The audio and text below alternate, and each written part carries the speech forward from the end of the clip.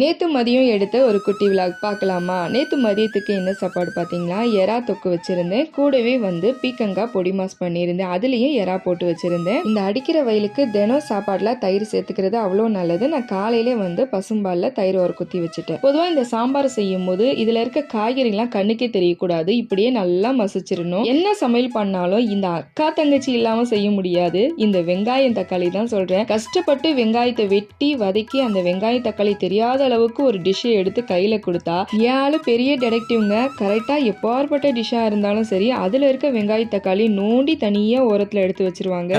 கண்ணாடி மாதிரி அப்படியே இதையா இம்முட்டு நேரம் நம்ம அவ்வளோ அழகா கட் பண்ணியிருந்தோம் அப்படின்னு தோணும்.